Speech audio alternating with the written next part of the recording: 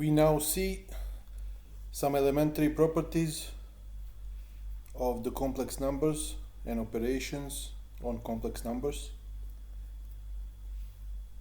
So by definition, a complex number is a number of the form a plus bi, where I is imaginary unit, commonly known as radical of -1.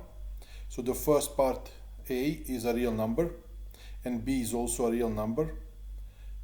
I is imaginary part. So these numbers usually appear as roots of polynomials. That's how we are introduced to them. Now we are going to see some properties and how to do some algebra with the complex numbers. So from the definition of I, which is radical -1, we know that if we square it, so I squared would be radical -1 times radical -1, so that would be -1. Interesting observation, minus I squared is also -1 because it is minus I times minus I, so -1 times -1 would be 1, and I times I is I squared, which is -1. So that's interesting, just an observation. Now what happens if I have minus I to power 4? Well, we already know that, okay, 4 is 2 times 2, right? So we know that minus I to power 2 would be -1, and then 4 is 2 times 2, right? And then the other 2 will act on the -1, the exponent, so we will get 1. So this is just an observation, nothing special, we can compute this anytime, but it's just interesting to observe the situation. So I squared gives us -1. If I square this, so I to power 4 would be square of -1, which is 1. So for any real number that is positive, like let's say 2, radical of -2 would be I times radical 2. And in general, A is called the real part, so the first part, and then the part with I is called imaginary part. As we said, normal appearance of these complex numbers are the roots of polynomials. So when we are looking for roots, usually we have real and complex roots. Most of the time we are interested in real roots, but what happens when we have an equation, let's say x squared plus 1? So we obviously know that this doesn't have any real roots. So now we can find other numbers that will satisfy this equation. So if I put I squared is -1, -1 plus 1 would be 0, so that's fine. And also -I, if I square it, I again get -1, plus 1 would be 0. So essentially we are able to solve now these polynomial equations and find the roots, even though the roots are not real. So here again, if you wish, you can move 4 to the other side. So you have x squared equal -4, and then from the -1, now negative root of -1 is I, and that's how we get this 2i and -2i. And then in more general form of a polynomial of degree 2, we have the formula to find the roots of the polynomial of degree 2. We just apply it, and we get, sometimes here it would be radical of -3, so roots of negative numbers, normally we don't deal with this, but now since we have complex numbers, we are able to write this in a meaningful way. X cubed minus 1, well, it's easy to see that x equal 1 is one of the roots, that's fine, but there are other 2 roots that are not real, and if we factor x cubed plus 1 by long division, right, if we factor it this way, we will find, so here the root is 1, and then we need to find the root of this polynomial degree 2, and we already found them. So we have the 3 roots actually. So if you think about it, this equation here, if I bring the 1 on the other side, so I'll have x cubed equal 1, I'm looking for 3 roots of 3 numbers x such that x cubed is equal to 1. One of them is obviously 1, that's easy, but the other two are not obvious at all to find. So you see, I can have here, I have two roots of -1, which are I and minus I. If I have x squared equal 1, I'm looking for two roots of 1, which is 1 and -1. Here, if I have x cubed equal 1, I'm looking for three roots of 1. One of them is number 1 and the other two are complex. So this is a little bit different from what we are used to normally. Obviously, we can just apply the formula for the polynomials of degree 2 and get our complex numbers as roots. So there's nothing special there in that sense. So we can represent these complex numbers in a plane, x and y. So x-axis would be the real component and y-axis would be imaginary component. So if I have a number 2 plus 3i, so the real component is 2, and then 3i, the component with I is on y-axis, so 1, 2, 3, so it would be here. So this is the location of the point. So essentially that's what we do here. Let's say we have 3 minus 2i, so 3 in real, so 3 on x, and minus 2 on y, on imaginary. So essentially these are the points in the plane. I would be 0 on x and 1 on y, right? So that's here. Minus I is again 0 on x, 0 on real numbers, and then minus 1 on y. The point here minus 2, so minus 2 on x, and then minus 2 on y.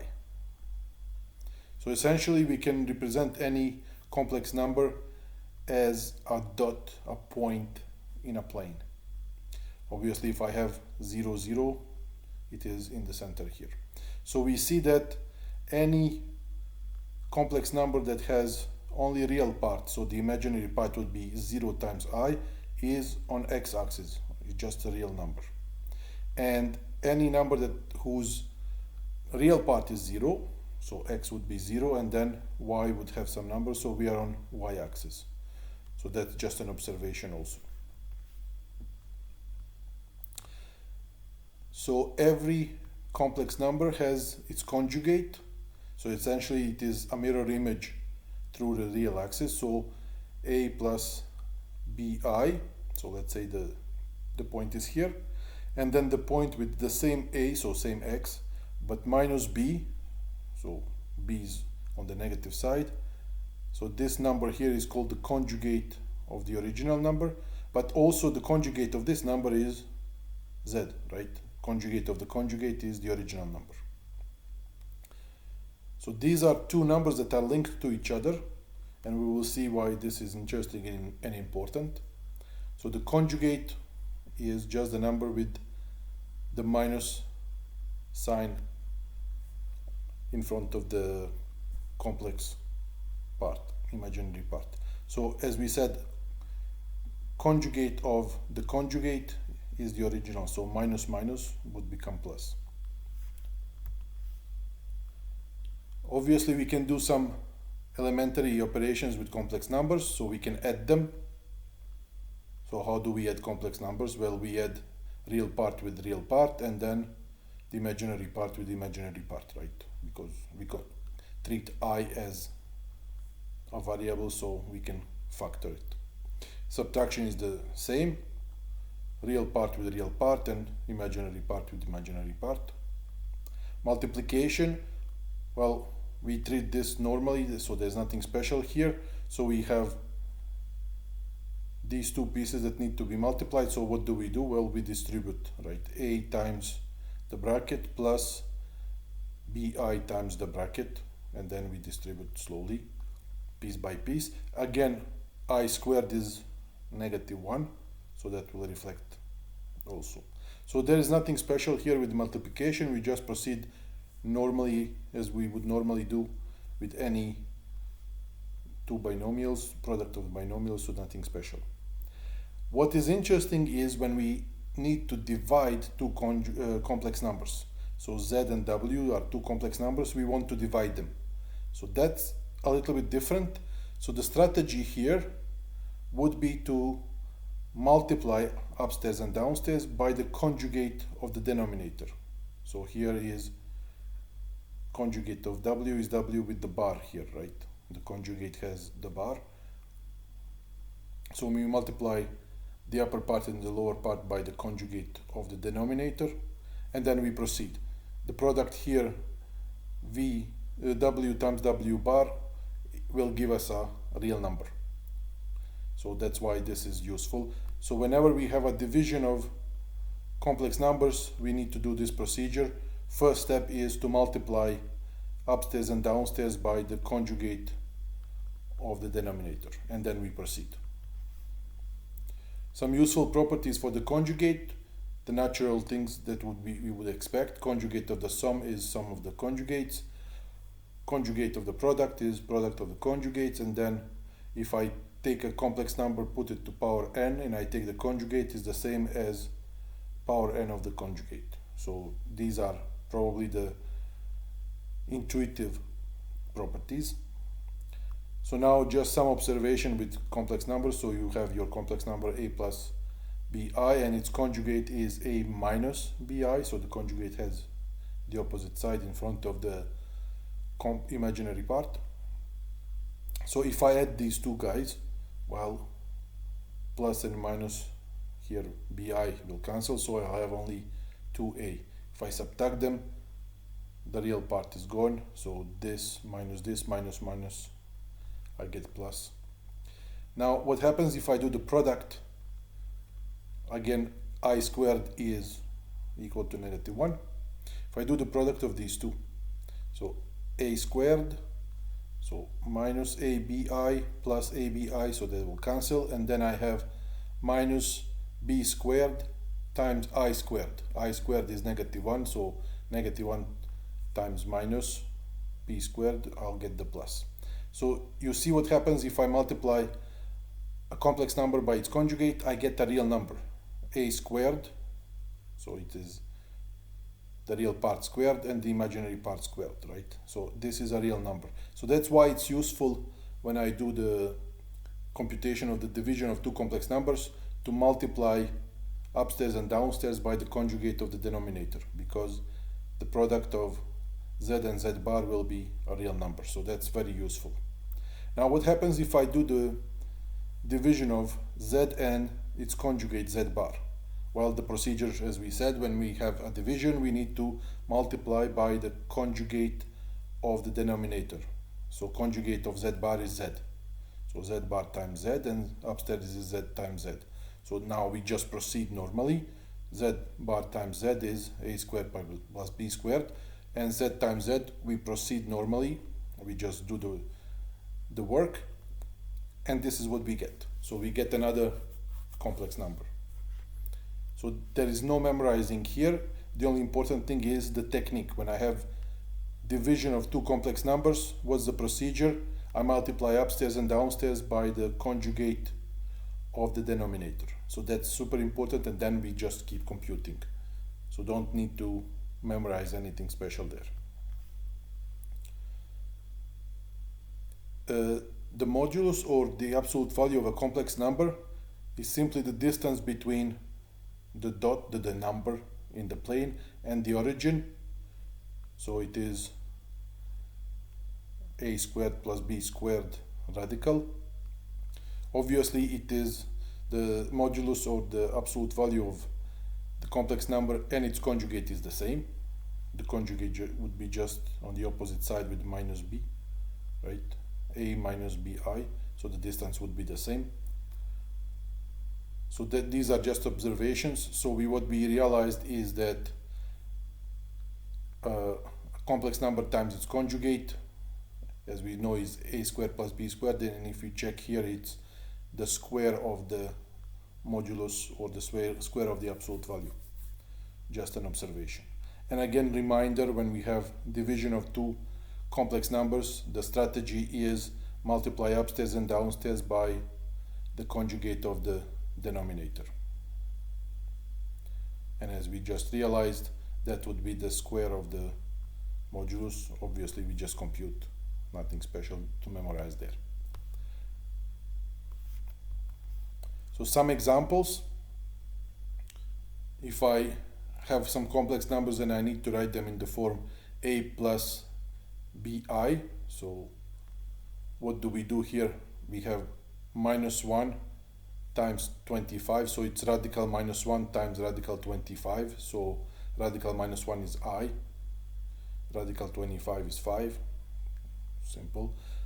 In this situation here we don't know the exact value of the radical 30, so we leave it as is. In this situation we have radical of negative 125, so here we are able to rewrite the expression a little bit to simplify, but we don't have to, we could leave it as is here. Now what happens if I have the product of two complex numbers, of complex number by itself, so radical minus 3 times radical minus 3, so radical minus 1 is I, so I would rewrite it, so I have I squared, which is negative 1, and then radical 3 times radical 3, which is 3, so we get here minus 3 as a result, which we expected obviously. In this situation we have radical negative 1, so that's I. It turns out that this is easy to simplify, so we do it. If not, we would just keep the result as it is here, but since this is easy to simplify, we do it. Imagine now we need to add these complex numbers. So I squared plus I cube. I squared is negative 1. I cube is I times I squared, right? So I squared is negative 1, so I'll have minus 1 minus I. So it's cubed. Radical minus 8 squared essentially here, so nothing special. This is the similar procedure, so since it is simplifiable we can simplify it. Otherwise, if we said, let's say it's 57 over 8, we would keep I radical 57 over 8, but in this situation we can simplify, so we do. If I multiply two complex numbers, as we said, there's nothing special. I just distribute normally as we would do. So the first term times the bracket plus the second term times the bracket, and then I distribute, or I distribute immediately, doesn't matter. And what matters here is to remember to regroup things. So again, I squared is negative 1, be careful. And then we regroup real parts together and then complex or imaginary parts together. So here similarly, I squared is negative 1, so we will have minus 1 here, and then real parts together, imaginary parts together. That's very important to regroup. More examples of the same. Here there is nothing special, again just distribute. Here the curiosity, here we have a number, complex number, squared, so it's a number times itself, right? Or you could apply the rule for the square as you wish, but you need to do the procedure correctly, step by step, so there is no rushing here. We need to do it step by step, and you see the square of a complex number is in this situation a complex number, and you see it has the numbers here and here are not really linked, so you really need to be careful when you write it out properly as product of two complex numbers. It turns out to be the same complex number, fine, distribute. So the procedure that we see here, you can repeat it here. Just write 7 plus 3i times 7 plus 3i, and then you proceed. So there is no rushing here, we need to go step by step so we don't make any errors. The worst part would be to rush and then make some computational errors and omit some of these I squares and stuff. So here again, product of two complex numbers, we just expand, distribute properly, and again I squared is -1, so we really need to be careful with that. I squared is -1, I to power 4 would be I squared squared, so -1 squared is 1, just interesting. I to power -4, so negative powers, we would write the things downstairs, obviously, right? 1 over, flip. So I to power 4, when we compute, it's going to be 1. So this is also interesting. Here I to power 17. Ooh. So what we know is 17 is 16 plus 1, right? So that's I to power 16 times I. So 16 is 4 times 4, so we can do this. So I to power 4, we computed it, it is 1. To power 4, it will be 1 times I. So this is some easy, quick questions, but we need to be careful. We need to rewrite it properly so that we can compute without making errors. So for instance, I to power 8. Again, 8 is 2 times 4. So I to power 2 would be -1, and then -1 to power 4. Here I to power 10. 10 is 2 times 5, so I squared is -1 to power 5, -1. 17 is, as we said, 16 plus 1, so I times I 16, and then 16 is 2 times 8, I squared is -1, to power 8 would be 1, so I times 1 is I. So essentially we just try to rewrite expressions somehow to have an even number, at least 1, and then have I squared somewhere. So here I to power 73, 73 is 1 plus 72, right? I to power 1, I to power 72. Now 72 is 2 times 36. Why? Well, because I squared, we know it's -1, so we want to have an even number so we can factor 2 easily. So I squared is -1, to power 36 would be 1 times I, and we get the result. So basically, whenever we have even number, we factor it 2 times something. If we have an odd number, we split it in 2 pieces, and then the even number is 2 times some other number. Why? Because I squared is -1, and then it's easier to compute. So these are small tricks that we need to apply, and just step by step. There is no rushing here. And when we need to divide 2 complex numbers, as we said, the strategy is to multiply upstairs and downstairs by the conjugate of the denominator. So conjugate here would be 2 minus 5i. So our ratio here, we multiply it upstairs and downstairs by the conjugate of the denominator. And then we proceed normally. So upstairs times upstairs divided by downstairs times downstairs. So we have product of 2 complex numbers. So now obviously this is z bar, right? So we have something like this. So we know immediately it is a squared plus b squared. If you don't remember, it's fine. You just do the procedure step by step. Upstairs you have no choice. You need to do the procedure step by step, distribute properly, and proceed with quotient. So downstairs we will have a real number. That's the point of this procedure, that the denominator becomes a real number, and then we can properly separate things. Upstairs will stay most of the time complex, and then we'll divide by the denominator so we can write it properly, nicely. So here it's not complicated, but the procedure requires discipline and attention. Another one, so the ratio of 2 complex numbers, the strategy is the same. We multiply upstairs and downstairs by the conjugate of the number that is in the denominator. So conjugate here would be 2 plus I. So we multiply upstairs and downstairs. So here we can proceed directly or just do the multiplication step by step. It's not a problem. Either way, it's fine. But upstairs we need to distribute properly. So we distribute them, and then 3i times 2 is 6i, and then 3i squared. I squared is -1, so that's important. So we will have a real part alone and then imaginary part here, and downstairs will be a real number. And then we just split it in two pieces. So the process is always the same. Sometimes we are able to simplify more or less, so we try to do that as much as possible.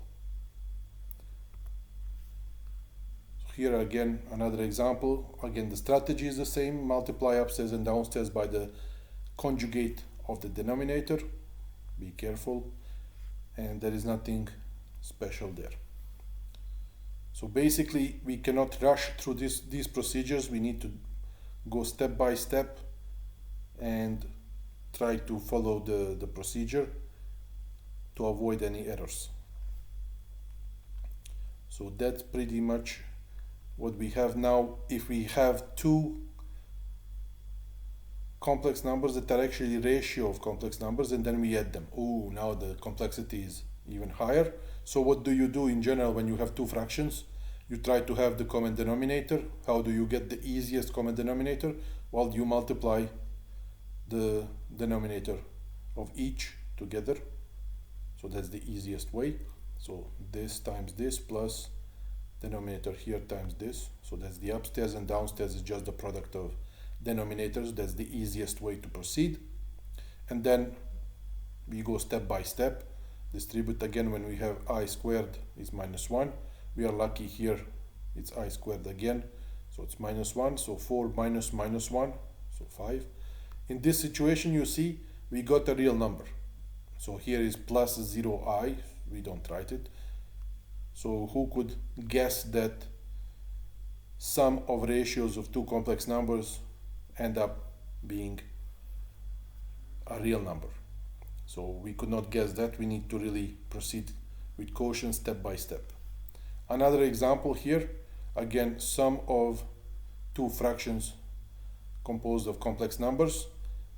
Procedure is the same. First thing is to find the common denominator. The easiest way is the product of denominators, obviously, and then cross product here upstairs, and we proceed now. So again, downstairs we have product of two complex numbers. We go step by step. We turn out to have a complex number in the denominator, and upstairs again we go step by step and we have another complex number. So the first part of the operation here was to find the common denominator, and then we got as a result ratio of two complex numbers. Okay, so now what do we do as the next step? Well, we need to rewrite this in a nice way. We don't want to have complex number in the denominator, so what do? We multiply the entire expression by the conjugate of the denominator here. So that's the normal procedure, and then we keep going, and then we ended up with this complex number written in the form a plus bi, right? So that was our first part, and then we multiply the entire expression by the conjugate of the denominator, so upstairs and downstairs, and we proceed. So step by step, it's not complicated, but requires discipline, and procedure needs to be followed step by step. Nothing complex. So basically you can make up your own examples, take any two complex numbers and then maybe create a ratio of them and add them or subtract them, doesn't matter. The procedure is the same. So that would be your practice essentially.